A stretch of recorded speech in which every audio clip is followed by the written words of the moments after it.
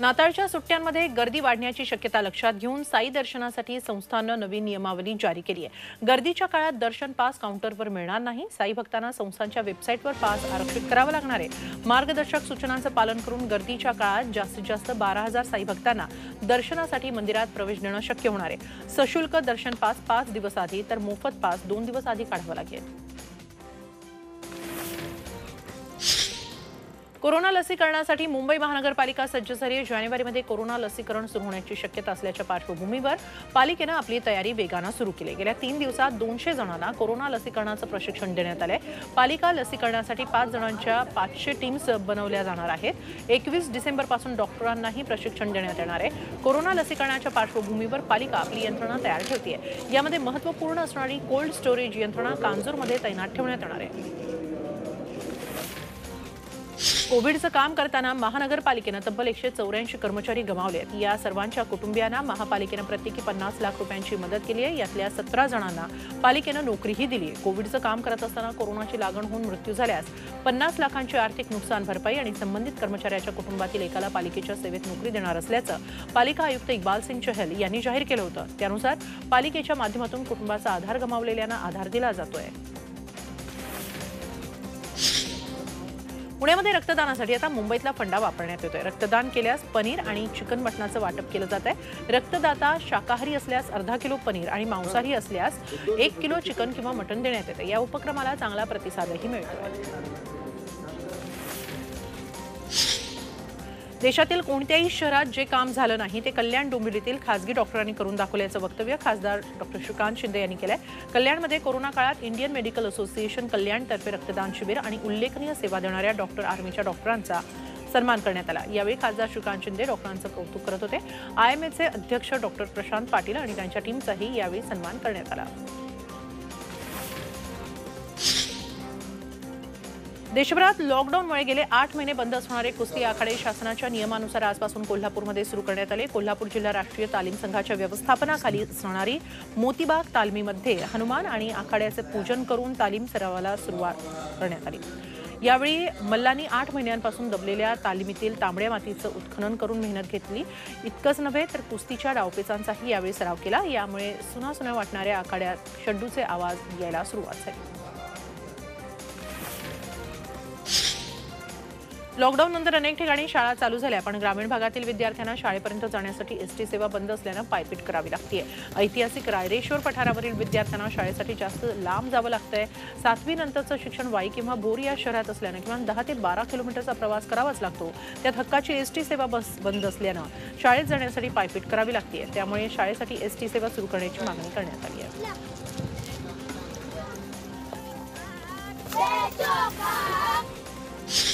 कोरोनावरील लसीचे प्रतिकूल परिणाम झाल्यास लस उत्पादकांना कायद्यापासून संरक्षण मिळायला हवं असं अदर पुनावाला यांनी म्हटलंय। लसीचे प्रतिकूल परिणाम झाल्यास लस उत्पादकांना सरकारनं खटल्यांपासून संरक्षण द्यावं असं सिरम इन्स्टिट्यूट ऑफ इंडियाचे अदर पुनावाला यांनी म्हटलंय। कायद्याच्या भीतीमुळे कोविड-19चे लस उत्पादक कंगाल होऊ शकतात असं लसीच्या परिणामांबद्दल चर्चा करत असताना ते म्हणाले। कोरोनाचा मोठा फटका बांबू उत्पादनाला बसलाय। कोरोनामुळे बांबूची मागणी घटली आहे। त्यामुळे गोंदिया जिल्ह्यातील सालेकसा तालुक्यातल्या बांबू आगारात तब्बल 1,60,00,000 लाखांचा बांबू पडू नये। हा बांबू जुना झाल्यानं त्याला बाजारात मागणीही नाही, त्यामुळे हा बांबू नष्ट होण्याच्या मार्गावर आहे। दरवर्षी व्यापाऱ्यांकडून बांबूला मोठी मागणी होत असते। यावर्षी जंगलातून जवळपास 7 लाख बांबू कापण्यात आले। जानेवारी ते मार्च महिन्यात 3 लाख बांबूची विक्री झाली, मात्र मार्च महिन्यात कोरोनामुळे उर्वरित 4 लाख बांबू विक्री होऊ शकले नाही। लॉकडाऊनच्या काळात मुंबईत एसटी महामंडळानं दिलेली सेवा चांगलीच फायदेशीर ठरली आहे। बेस्टच्या मार्गांवर एसटी सेवा चालवल्यामुळे एसटीला दिवसाला 1.25 कोटींचा फायदा झाला। महिन्याला एसटी महामंडळानं 37,50,00,000ची कमाई केली। प्रति किलोमीटर 44 रुपये मोबदला एसटीला मिळत असल्यानं दिवसाला तब्बल 1.25 कोटी उत्पन्न एसटी महामंडळानं मिळवलंय। लॉकडाऊन शिथिल झाल्यापासून रोटेशन पद्धतीनं एसटी महामंडळाच्या 1000 बसेस बेस्ट उपक्रमात मुंबईत सज्ज झाल्या। सुमारे 2.5 महिने या उपक्रमाला झाले असून सुमारे 85 कोटीपेक्षा जास्त कमाई झाली आहे। अनलॉकमध्ये आता प्रवासी वाहतूक पुन्हा जोर धरू लागली आहे। मुंबई पुणे मार्गावरील एसटीच्या शिवनेरीतून गेल्या 15 दिवसात तब्बल 11,242 प्रवाशांनी प्रवास केला। कोरोना काळात महामंडळानं निम्म्या फेऱ्या सुरू केल्या होत्या। या सर्व फेऱ्यांना चांगला प्रतिसाद लाभत असल्यानं दादर पुणे शिवनेरीच्या फेऱ्या वाढवल्या जाणार आहेत। दादर पुणे शिवनेरी बसेसना आता लोणावळा थांबाही देण्यात आला आहे। महाराष्ट्र सरकारनं घर घेणाऱ्यांना मुद्रांक शुल्क आणि गृह कर्जात सूट दिल्यामुळे ग्राहकांना फायदा झालाय। कोरोना काळातही लोकांनी मोठ्या प्रमाणात घरं खरेदी केल्यामुळे रिअल इस्टेट क्षेत्रालाही दिलासा मिळालाय। नोंदणी विभागानं दिलेल्या माहितीनुसार डिसेंबरच्या पहिल्या पंधरवड्यात जवळ 9,000 घरांची विक्री झाली आहे। मुंबई महानगरपालिका निवडणूक स्वबळावरच लढण्याची घोषणा काँग्रेसचे नवनियुक्त मुंबई अध्यक्ष भाई जगताप यांनी केली आहे। पक्षाच्या नाराज नेत्यांना सोबत घेऊन काम करणार असल्याचं त्यांनी सांगितलं। राज्यात महाविकास आघाडी सरकार स्थिरावल्यानंतर आता महापालिका ही तिन्ही पक्ष एकत्र लढतील का याची चर्चा होती, मात्र भाई जगतापांनी स्वबळाचा नारा देत या चर्चेला सुरुंग लावलाय। तर मुंबईच्या महापौर किशोरी पेडणेकर यांना मात्र महापालिका निवडणुकीत महाविकास आघाडी एकत्र लढेल अशी आशा आहे। आघाडीचे सर्वोच्च नेते याबाबत निर्णय घेतील असंही त्या म्हणाल्या। एकीकडे काँग्रेस नेते स्वबळाची भाषा करत असताना महापौरांनी आघाडीसाठी बॅटिंग केल्यामुळे शिवसेनेला एकत्र लढण्याची गरज वाटतेय का याची चर्चा आता सुरू झाली आहे। सोलापूरमध्ये सीना नदीत जलसमाधी घेत शिवसेनेकडून आंदोलन करण्यात आलं। भीमा आणि सीना नदी पात्रात वाळू माफिया वाळू उपसा करतायत, त्यामुळे नदीचं मोठ्या प्रमाणात नुकसान होत असून वाळू उपशामुळे शेतीसाठी पाणी राहत नसल्याची तक्रार आंदोलकांनी केली। आष्टा गावातील सीना नदीत जलसमाधी आंदोलन करण्यात आलं। दरम्यान तहसील आणि पोलीस प्रशासनाच्या वरदहस्तामुळे अवैधपणे वाळू उपसा सुरू होत असल्याचा आरोप शिवसेना शहर प्रमुख विक्रमसिंह देशमुख यांनी केला। मेट्रो 3च्या कांजूरमार्ग येथील कारशेडला उच्च न्यायालयानं दिलेल्या स्थगितीमुळे MMRDAची कोंडी झाली आहे। प्राधिकरणानं पुन्हा एकदा आपल्या अन्य मेट्रो प्रकल्पांच्या कारशेडसाठी जागेचा शोध सुरू केलाय। त्यानुसार जोगेश्वरी कांजूरमार्ग मेट्रोसाठी पहाडी गुळेगाव येथील जागेची मागणी नगरविकास विभागाकडे करण्यात आली आहे। ठाण्यातील मोगरपाडा येथील जागेबाबतही संबंधितांची बैठक घेऊन मार्ग काढण्याचा नगरविकास मंत्र्यांचा प्रयत्न आहे। जलसंपदा मंत्री जयंत पाटील यांनी सांगलीमध्ये एक आगळंवेगळं फोटोशूट केलं। रोजच्या नियमाप्रमाणे जयंत पाटील नागरिकांच्या समस्या जाणून घेण्यासाठी त्यांच्या गाठीभेटी घेण्यासाठी आपल्या मतदारसंघात दौऱ्यावर होते। वाळवा तालुक्यातील नवखेड येथील मंत्री महोदयांचा ताफा पाहताच रुद्रसागर जंगम हा चिमुकला जयंत पाटलांकडे गेला आणि तुमचा फोटो काढायचा असं थेट म्हणाला। जयंत पाटील यांनाही त्याचं कौतुक वाटलं आणि त्यांनी होकार दिला। या फोटो सेशनसाठी त्यांनी हवी तशी पोजही दिली। दिल्लीतील शेतकरी आंदोलनातील शेतकऱ्यांच्या शिष्टमंडळानं अण्णा हजारेंची भेट घेतली। राळेगण सिद्धी इथं या शिष्टमंडळानं अण्णा हजारेंबरोबर चर्चा केली। राळेगण सिद्धीत थाळी वाजून अण्णांनी आंदोलनात सहभागी व्हावं अशी विनंती या शिष्टमंडळानं केली। तर अण्णा हजारेंनी शेतकऱ्यांच्या समर्थनार्थ एकदिवसीय आंदोलन केलं असून केंद्रीय कृषी मंत्र्यांना पत्र देखील लिहिलं आहे। दरम्यान दिल्लीतल्या जंतर मंतर किंवा रामलीला मैदानात परवानगी मिळाल्यास आंदोलन करण्याचा इशारा अण्णा हजारेंनी दिला। खरीपापाठोपाठ रब्बीचं पीकही आता धोक्यात आलंय, त्यामुळे शेतकरी चिंतेत सापडलाय। जालना जिल्ह्यात यंदा दमदार पाऊस झाला। कापूस, तूर, उडीद, मूग, सोयाबीन या खरीपाच्या पिकांची चांगली वाढ झाली। भरपूर उत्पादन मिळेल अशी शेतकऱ्यांना अपेक्षा असतानाच उडीद, मूग, सोयाबीन पीक काढण्याच्या वेळीच अतिवृष्टी झाली आणि शेतमालाचं नुकसान झालं। अनेक जण कापसाचं पीक उपटून गहू, हरभऱ्याची पेरणी करतायत। अनेक शेतकरी जीवाची पर्वा न करता रात्री अपरात्री पिकाला पाणी देतायत। मात्र काही दिवसांपासून तालुक्यात ढगाळ वातावरण असल्यानं काही पिकांवर रोगाचा प्रादुर्भावही वाढला आहे।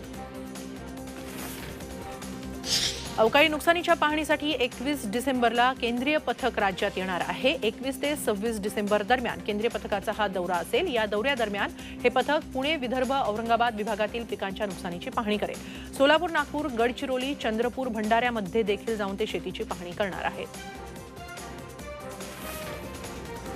वर्ध्यातल्या समुद्रपूर तालुक्यातील जाम इथं शेतकऱ्याच्या तक्रारीवरून जिनिंगमधील वाहन काट्यामध्ये घोळ असल्याचं समोर आलंय। सुदर्शन कॉटन जिनिंगमधला हा प्रकार आहे। पोलीस आणि वैध मापनशास्त्र विभागानं कारवाई केली आहे। श्री सुदर्शन कॉटन जिनिंगचा वाहन काटा सील करण्यात आला असून जिनिंगच्या मालकाला कारणे दाखवा नोटीसही बजावण्यात आली आहे। वजनात तब्बल 60 किलोचा फरक आढळल्यानं ही महत्त्वपूर्ण ठरलेली आहे। या घटनेनंतर आता विदर्भात इतर ठिकाणी देखील वाहन काटे तपासण्याचं आव्हान वैध मापनशास्त्र विभागासमोर आहे। परभणीचा पारा 7 अंशांपर्यंत घसरलाय। परभणीचं तापमान दर दिवशी घसरत चाललंय। शनिवारी 12.3 अंश सेल्सिअसवर असलेलं तापमान रविवारी चक्क 7 अंश सेल्सिअसपर्यंत जाऊन पोहोचलंय। या मोसमातलं सर्वाधिक नीचाकी तापमान म्हणून आज नोंद झाली। त्याशिवाय थंड गार वारे वाहत असल्यानं परभणीकरांना बोचऱ्या थंडीचा सामना करावा लागतोय। वाढत्या थंडीचा सामना करण्यासाठी नागरिक गल्लीबोळात शेकोट्या पेटवत आहेत। थंडी गहू, हरभरा या पिकांसाठी लाभदायक मानली जाते। मुंबईवरील कचऱ्याचा भार कमी करण्यासाठी अंबरनाथ तालुक्यातल्या करवले गावातला 38 एकर जागेचा ताबा मुंबई महानगरपालिकेला देण्यात आलाय। यामुळे कांजूरमार्ग आणि देवनार डम्पिंग ग्राउंडवरचा भार कमी होणार आहे। या भूखंडावरील 30 एकर जमीन अतिक्रमण मुक्त करण्यात पालिकेला यश आलं असून इथं लवकरच कचरा विल्हेवाट प्रकल्प सुरू होण्याची शक्यता आहे। पुण्यामध्ये मनसे अध्यक्ष राज ठाकरेंच्या उपस्थितीत 8/2/75 या मराठी सिनेमाचा शुभारंभ झाला। आजपासून या सिनेमाचं चित्रीकरण सुरू झालंय। या कार्यक्रमात भाजपचे माजी आमदार योगेश टिळेकरही उपस्थित होते। दरम्यान मुहूर्ताच्या शॉटला झालेल्या एका किसिंग सीनची मात्र यावेळी चांगली चर्चा रंगली। कोरोनामुळे गेल्या काही महिन्यांपासून चित्रपटाचं शूटिंग रखडलं होतं। स्वराज्याची राजधानी रायगड किल्ल्याचं जतन संवर्धन करायचं की विविध कामाच्या परवानगीसाठी वेळ घालवायचा अशी खंत खासदार संभाजीराजे छत्रपती यांनी कोल्हापुरात बोलून दाखवली। रायगड विकास प्राधिकरणाच्या अध्यक्षपदावर निवड होऊन खासदार संभाजीराजे छत्रपती यांना 3 वर्ष पूर्ण झालीत। या 3 वर्षात शासनाकडून सर्व मदत मिळाल्याचं त्यांनी सांगितलं। रायगड विकास प्राधिकरणाच्या माध्यमातून काम करत असताना अनेक ठिकाणी परवानग्या घ्याव्या लागल्या, त्या एकाच ठिकाणी घेता येण्यासाठी काही करता येईल का याबाबत मुख्यमंत्री उद्धव ठाकरे यांच्याशी चर्चा करणार असल्याचं संभाजीराजेंनी यावेळी सांगितलं। काँग्रेसचे मुंबई अध्यक्ष भाई जगताप यांनी आज जेजुरी गडावर दर्शन घेतलं। चंपाषष्ठीच्या निमित्तानं भाई जगताप यांनी जेजुरी गडावर खंडेरायाची सपत्नीक पूजा केली। कालच भाई जगताप यांची काँग्रेसच्या मुंबई अध्यक्षपदी निवड झाली आहे। राष्ट्रीय स्वयंसेवक संघाचे माजी बौद्धिक आणि प्रचार प्रमुख तसंच पहिले प्रवक्ते माधव गोविंद उपाख्य बाबूराव वैद्य यांचं शनिवारी निधन झालं। ते 97 वर्षांचे होते। गेल्या काही दिवसांपासून ते आजारी होते। ते कोरोनातून बरेही झाले होते। आज सकाळी 9:30च्या सुमारास त्यांचं राहत्या घरातून त्यांची अंत्ययात्रा निघणार आहे। अंबाझरी घाटावर त्यांच्या पार्थिवावर अंत्यसंस्कार करण्यात येणार आहेत। दरम्यान केंद्रीय मंत्री नितीन गडकरी यांनी त्यांच्या पार्थिवाचं दर्शन घेतलं। पंतप्रधान नरेंद्र मोदी यांनी दिल्लीतील गुरुद्वारा रकाबगंज इथं जाऊन गुरु तेग बहादूर यांना श्रद्धांजली वाहिली। पंतप्रधान मोदींचा पूर्वनियोजित दौरा नव्हता, पण अचानक सकाळी दौरा ठरल्यामुळे दिल्ली पोलिसांचे सर्व मोठे अधिकारी गुरुद्वारा रकाबगंज इथं पोहोचले। गुरु तेग बहादूर यांचं जीवन साहस आणि करुणेचं प्रतीक असल्याचं पंजाबी भाषेतील ट्विट पंतप्रधान मोदींनी केलं, तर सर्वोच्च बलिदानासाठी गुरु तेग बहादूर यांना श्रद्धांजली वाहिली। मालेगावच्या 12 बलुतेदार सामाजिक संघटनेचे प्रमुख आणि शिवसेना नेते बंडूकाका बच्छाव यांनी एक सकारात्मक पाऊल उचललंय। कन्या प्राजक्ता हिच्या विवाहाचा औचित्य साधत मुलीच्या लग्नात आलेला आहेर आणि त्यात भर टाकून एकूण 10 लाख रुपये पीडितांना त्यांनी मदत केली। मालेगावच्या रमजानपुरा भागातील झोपडपट्टीला आग लागून त्यात काही कुटुंब रस्त्यावर आली होती। पीडित कुटुंबियांना प्रत्येकी 51,000 रुपयांचे धनादेश त्यांनी सुपूर्द केले। चंद्रपूर शहरातील रामाळा तलाव खोलीकरण आणि सौंदर्यीकरणासाठी मूक निदर्शनं करण्यात आली। रामाळा तलाव हा चंद्रपूर शहरातील एकमेव ऐतिहासिक गोंडकालीन तलाव आहे। इकोप्रोच्या सदस्यांनी रामाळा तलावाच्या काठावर येत मूक निदर्शनं केली। तलावात येणारं सांडपाणी रोखावं आणि जलशुद्धीकरण संयंत्र बसवण्याची मागणी पर्यावरणवाद्यांनी केली। तलावात नियमित पोहायला येणारे नागरिक आणि स्थानिकांनी या मूक निदर्शनात सहभाग घेतला।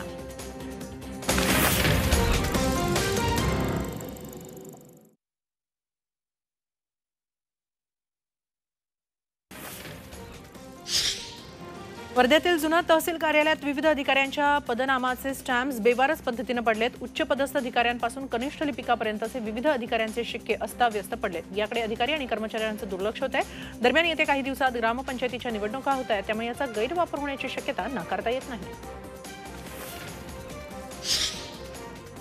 नालासोपाऱ्यात 2 सराईत सोनसाखळी चोरांना अटक करण्यात आली आहे। मेहबूब शेख आणि अमजद खान अशी या आरोपींची नावे आहेत। मॉर्निंग वॉकला जाणाऱ्या किंवा कामावर जाणाऱ्या महिलांच्या गळ्यातील दागिने हे चोरटे लंपास करायचे। दरम्यान तक्रारीनंतर गुन्हे शाखेनं सापळा रचून या आरोपींना अटक केली। कल्याण पूर्वेतील नांदिवली परिसरातील एका इमारतीत चालणाऱ्या सेक्स रॅकेटचा पर्दाफाश करण्यात आलेला आहे। ठाणे अँटी ह्युमन ट्रॅफिक सेलने ही कारवाई केली आहे। या घरामधून 4 महिलांना पोलिसांनी ताब्यात घेतले। या 4ही महिला बांगलादेशी असल्याचं पोलिसांनी सांगितलंय। कोल्हापूर जिल्ह्यातील एका हळदीच्या कार्यक्रमातून चोरट्यांनी तब्बल 18 तोळ्याचे दागिने लंपास केले। शनिवारी रात्री उशिरा हा प्रकार उघडकीस आला। कानेरीवाडी इथल्या एका हॉटेलमध्ये हळदीचा कार्यक्रम सुरू होता। त्यावेळी हळद खेळत असताना एका महिलेनं आपल्या गळ्यातील 18 तोळ्याचे दागिने पर्समध्ये घालून शेजारच्या टेबलवर ठेवले। त्यावेळी पाळत ठेवून बसलेल्या चोरट्यांना ती पर्स लंपास केली। हा सगळा प्रकार सीसीटीव्हीमध्ये चित्रित झाला आहे।